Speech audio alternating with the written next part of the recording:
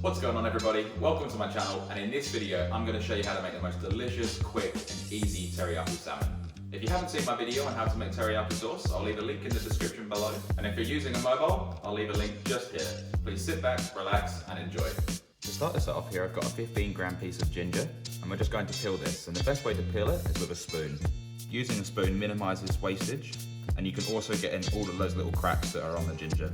Then once that's done, on a microplane or a grater, we're just going to grate this up.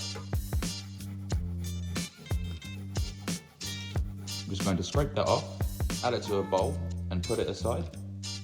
Then here I've got one spring onion or a scallion. And we're just going to thinly slice about 2 tablespoons worth of only the green part.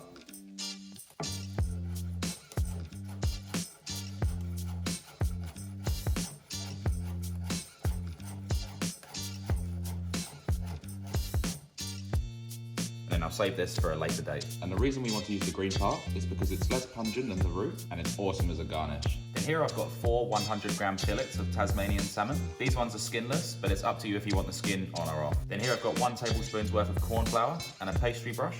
We're just going to lightly dab that onto the salmon and make sure we coat it all over. This will just allow the teriyaki sauce to thicken and to stick well to the salmon.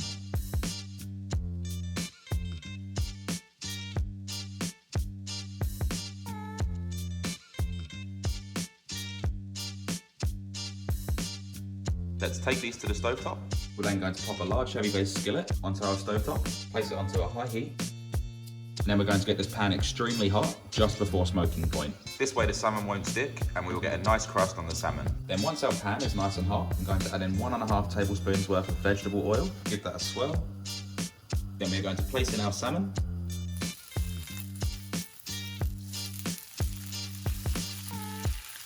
We're then going to cook these for 45 seconds on each side.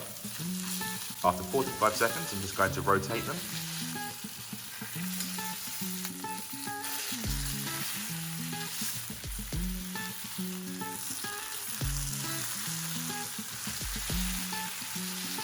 Then after 45 seconds on each side, I'm going to transfer these to a plate and pop these aside for a couple of minutes.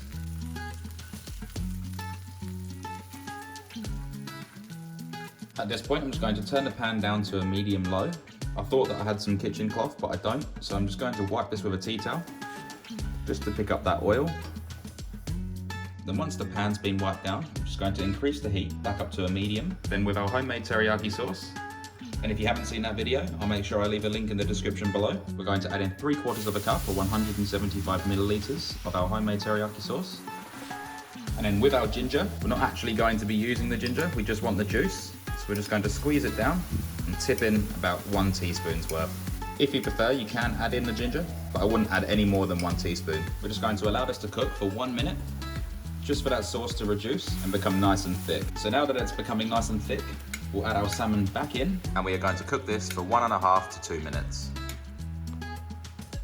Try not to turn the salmon too much, because as this cooks through, it will start to fall apart. Just 1 flip is enough. I'm just going to slightly tilt the pan back, just so the teriyaki falls back in here. And then with a spoon, I'm just going to baste that sauce over the top of the salmon.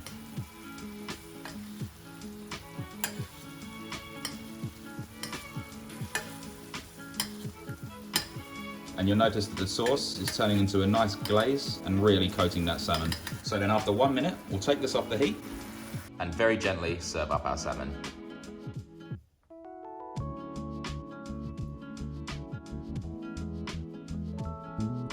And if you wish, you can just drizzle over some more of that sauce. Then with our chopped spring onions or scallions, I'm just going to gently sprinkle them over the top.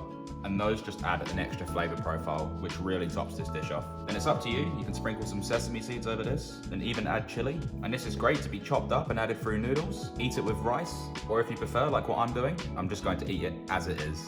And now it's time to see how it tastes.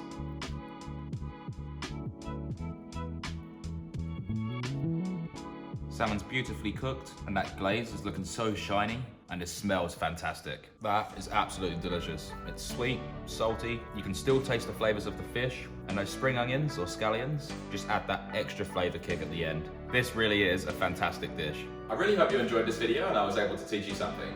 If If you did enjoy this video, be sure to hit that like button, and if you want to see more, make sure you hit the subscribe button and don't forget to hit the bell notification next to it so you never miss when I upload.